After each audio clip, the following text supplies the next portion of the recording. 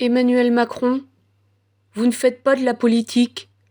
Vous vous contentez de communiquer et d'accompagner tranquillement l'effondrement dans lequel nous rentrons.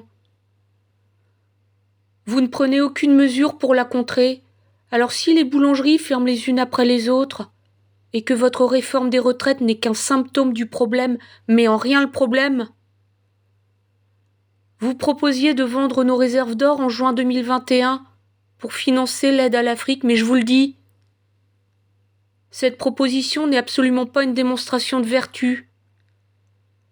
Vous avez prouvé que vous ne travaillez pas pour nos intérêts, c'est très clair, parce que d'une part, la stratégie de confiner la population pendant la crise Covid a favorisé les contaminations et d'autre part, confiner l'économie du pays faisait déjà en juin 2021 s'accélérer le processus d'effondrement de la France et de l'Europe.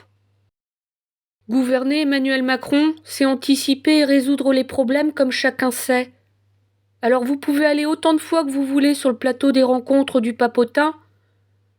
La seule chose qu'il y a à percevoir sur ce plateau, c'est à quel point vous en avez strictement rien à faire de l'effondrement dans lequel nous sommes. Et il est affligeant de constater également l'hystérie de l'Assemblée nationale totalement indifférente à cette réalité. Alors vous vous prenez pour qui ?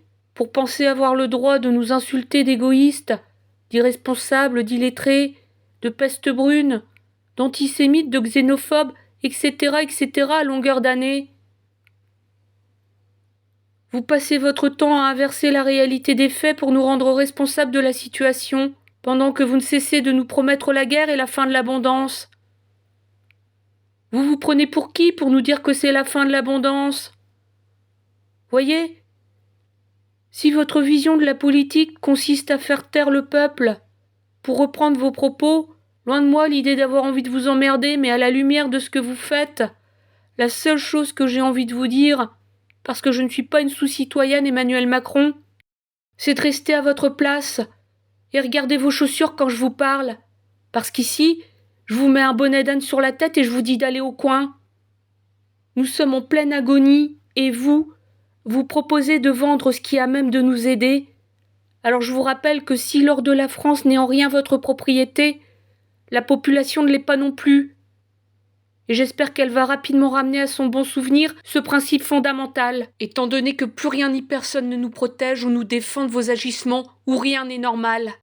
Clairement, ce n'est pas étonnant qu'on ne vous apprécie pas sur la scène internationale parce que vous n'aimez pas les Français. Où est-ce que vous avez vu qu'un chef d'État déclare devant le monde entier que nous sommes un peuple arrogant ?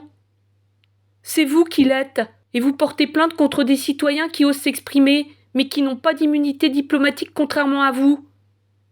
Vous nous protégez à aucun moment et vous en êtes incapable de toute façon, parce que vous êtes impuissants, excepté lorsqu'il s'agit de nous entraîner vers la guerre, de supprimer la police judiciaire ou de dissoudre le corps diplomatique français qui demande un savoir-faire et des qualités particulières.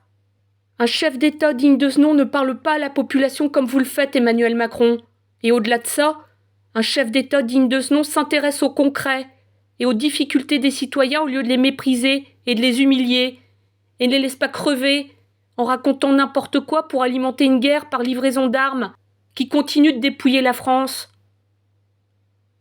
Un chef d'État digne de ce nom ne souffle pas sur les braises, mais essaye d'éteindre le feu avec diplomatie et ne publie donc pas, sur Internet, ses conversations avec Vladimir Poutine pour mieux se servir du 49.3 à tour de bras.